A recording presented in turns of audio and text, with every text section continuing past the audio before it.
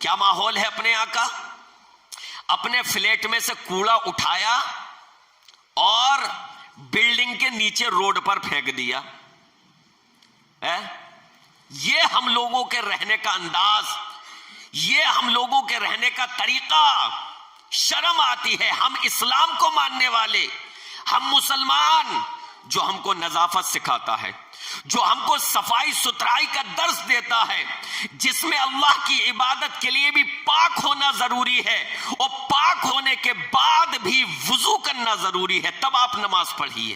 اتنی پاکیزگی، اتنی صفائی ستھرائی کہ ایک تو غسل ہوا آپ کا اگر جنوبی ہے تو، اور پھر مکمل طریقے سے جب پاک ہو گئے اس کے بعد بھی نماز پڑھنے کے لیے جا رہے تو وضو کیجئے، یہ ضروری ہے. اتنی صفائی ستھرائی کہ جس نے صفائی ستھرائی کو آدھا ایمان قرار دیا، اس اسلام کو ماننے والوں کا حال یہ ہے فلیٹ میں سے کوڑا اٹھایا یا کوئی ایسے کپڑے لتے کہ جو استعمال کے نہیں ہیں اور بلڈنگ سے نیچے پھینک دیے، اور یہ سمجھ رہے ہمیں تو کسی نے دیکھا نہیں، تو کیا حرج ہے اس میں؟ کسی نے نہیں دیکھا، اللہ تو دیکھ رہا ہے نا. اس سے گراؤنڈ فلور والے کو تو تکلیف ہو رہی ہے نا. جو گراؤنڈ فلور پر رہ رہا ہے بالکل اس کے دروازے کے سامنے جا کر گرا یا نہیں؟ اور پوری بلڈنگ میں سے جتنے لوگ، کیا وہ اوپر ہی زندگی گزارتے پھر نیچے بھی آتے ہیں نا؟ روڈ تو سب کا ہے نا. وہ جتنی بار وہاں سے گزر رہے ہیں ان کو تکلیف ہو رہی ہے یا نہیں؟ نظافت اور نفاست بھی تو کوئی چیز ہوتی ہے، مزاج اور طبیعت بھی تو کوئی چیز ہوتی ہے. لہٰذا وہ کس قدر برا لگ رہا، اس سے کتنے لوگوں کو تکلیف ہو رہی ہے. لیکن بلڈنگ میں سے اٹھایا اور کوڑا یوں کر کے پھینک دیا. پڑوسی کو تکلیف ہو رہی ہے، اپنے پڑوسیوں کو آپ تکلیف پہنچا رہے ہیں، اور اس صفائی کے ساتھ پھینکا جاتا ہے، اس صفائی کے ساتھ کہ پتہ ہی نہیں چلتا انسان نے پھینکا ہے یہ کوڑا یا جنات نے پھینکا ہے، نظر ہی نہیں آیا. کوڑا گرتا ہوا تو دکھے گا، ہاتھ نظر نہیں آئے گا. اندر ہی بیٹھے بیٹھے یوں تھیلی گھمائی پھینک دی. استغفر اللہ. بچوں کے پیمپر، ہگیس اٹھایا اور یوں کر کے باہر پھینک دیا کہ ہمیں کوئی دیکھا گا نہیں، یوں جائے گا تیزی سے. اس انداز میں اب پھر آپ پوچھتے رہیے بھائی کس نے پھینکا ہے، اندازے لگاتے رہیے. برابر والی بلڈنگ نے پھینکا ہوگا، تھرڈ فلور والے نے، چوتھے والے نے، دوسرے والے نے، کیا پتا کس نے پھینکا. بھائی اس نے پھینک دیا ہوگا، اس سے پوچھو کہ ہمارا نام نہیں لینا، اس نے پھینکا ہوگا. اب آپ بھائی اندازہ لگاتے رہیے. جس شخص نے پھینکا ہے اسے حیا کیوں نہیں آتی، اسے شرم کیوں نہیں آتی؟ اس مرد کو، اس عورت کو، اسے ہر شرم و حیا کیوں نہیں آتی کہ وہ پڑوس میں کوڑا پھینک کر اپنے پڑوسیوں کو تکلیف پہنچائے؟ اس کا پڑوسی صرف دائیں اور بائیں والے فلیٹ والا نہیں ہے، پوری بلڈنگ والے ایک طریقے سے اس کے پڑوسی ہیں، اور برابر کی جو بلڈنگ ہے وہ بھی ایک طریقے سے ان کے پڑوسی ہیں، دونوں سائیڈ والے. لہٰذا وہ کوڑا روڈ پر پھینک کر اپنے پڑوسیوں کو تکلیف پہنچاتے ہیں. اللہ کے نبی علیہ الصلوۃ والسلام نے 3 مرتبہ قسم کھا کر فرمایا اللہ کی قسم ہے ایسا شخص مومن نہیں، اللہ کی قسم ہے ایسا شخص مومن نہیں، اللہ کی قسم ہے ایسا شخص مومن نہیں. صحابہ نے پوچھا اے اللہ کے رسول صلی اللہ علیہ وسلم کون، کس کے بارے میں آپ فرما رہے ہیں؟ آپ نے فرمایا الذی لا یأمن جارہ بوائقہ، جس شخص کے پڑوسی اس کی شرارتوں سے محفوظ نہ ہو، جس شخص کے پڑوسی اس کے تکلیف دینے سے محفوظ نہ رہے، ایسا شخص مومن نہیں ہے. ہم اپنے پڑوسیوں کو تکلیف دے رہے ہیں. آج لوگ، ہم سے مراد ہم سب لوگ، سارے لوگ پڑوسیوں کو تکلیف دے رہے ہیں. جھاڑو لگائی اور کوڑا سارا کا سارا اپنے برابر والے کے سامنے کر دیا. بھائی جھاڑو لگائی گئی ہے اگر سیڑھیوں پر، آپ نے اپنے فلیٹ کے سامنے لگائی ہے تو اس کوڑے کو تھیلی میں رکھیے، اندر گھر میں ڈسٹ بن میں رکھیے، وقت آنے پر اپنے شوہر کے ہاتھ، بچے کے ہاتھ آپ کوڑے دان میں باہر ڈلوا دیجئے، کہیں باہر پھینکوا دیجئے، ہے نا.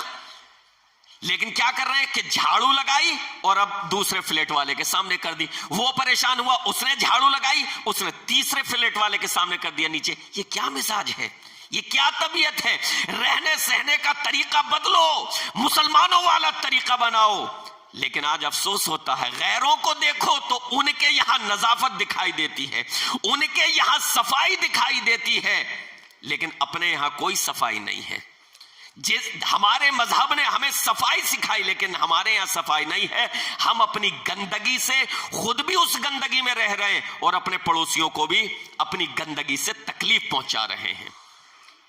آپ دیکھ لیں، کھڑے ہو، کئی مرتبہ تو ایسا ہوا ہے کہ کھڑے ہو کر بات چیت کی جا رہی ہے کہ یار یہاں پر روڈ پہ پتہ نہیں کون پھینک دیتا ہے یہ چیز. اسی دوران کٹے ہوئی سبزی وغیرہ کے، آلو کے چھلکے، گوبھی کے چھلکے اس میں تھیلی میں اوپر سے آپ کی چاند پر آ کر گرتے ہیں. آپ کہا بھائی اسی پہ تو یار تبصرہ کر رہے تھے اور ابھی آ کے پٹ دینے سے گر گیا سر پر.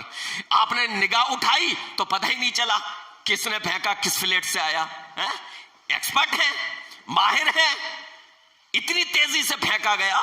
اس مزاج کو، اس گندگی کو بدلو. شرم و حیا آنی چاہیے ایسے مردوں کو بھی جن کے گھروں میں یہ چیزیں ہوتی ہیں، اور ایسی عورتوں کو بھی.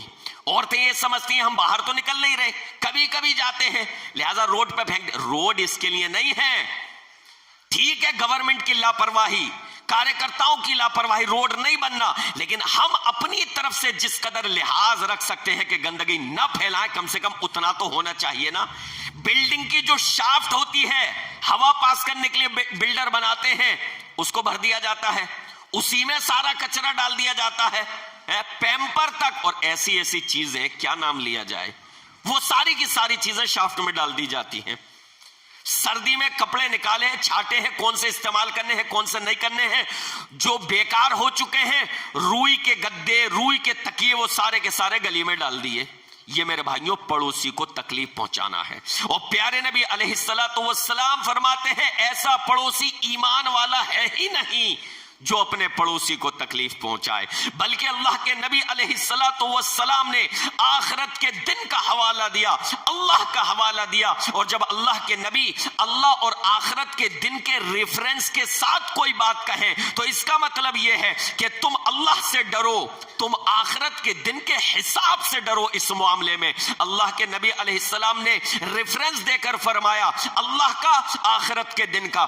آپ نے فرمایا من کان یؤمن باللہ والیوم الآخر فلا یؤذی جارہ، جو شخص اللہ پر ایمان رکھتا ہو، جو شخص آخرت کے دن پر ایمان رکھتا ہو، وہ اپنے پڑوسی کو تکلیف نہ پہنچائے. اور آپ نے ارشاد فرمایا من کان یؤمن باللہ والیوم الآخر فلیحسن الی جارہ، جو شخص اللہ پر ایمان رکھتا ہو، جو شخص آخرت کے دن پر ایمان رکھتا ہو، وہ اپنے پڑوسی کے ساتھ اچھا سلوک کرے. لہذا میرے بھائیوں، ہماری مزاج، ہماری طبیعت، ہمارا اخلاق یہ ہونا چاہیے کہ ہم اپنے پڑوسی کو تکلیف نہ پہنچائیں کسی بھی اعتبار سے، بلکہ ہمارا پڑوسی ہمارے کردار سے، ہمارے اخلاق سے مطمئن ہونا چاہیے، خوش ہونا چاہیے. وہ جب یہ کمرہ، یہ فلیٹ چھوڑ کر جائے تو وہ آگے تک یاد رکھے کہ یار ہم فلاں جگہ جو تھے اس بلڈنگ کا ماحول بہت اچھا تھا، اس جگہ کے پڑوسی بہت اچھے تھے، بہت زیادہ لحاظ کرنے والے تھے.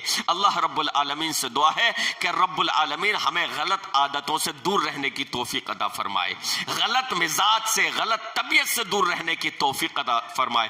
اللہ ہمیں نظافت پسند بنائے، اللہ ہمیں صفائی پسند بنائے، اللہ ہمیں اپنے پڑوسیوں کے ساتھ اچھا سلوک کرنے کی توفیق عطا فرمائے. آمین یا رب العالمین. وصلی اللہ تعالی علی رسول خیر خلقہ محمد وآلہ واصحابہ اجمعین برحمتک یا ارحم الراحمین.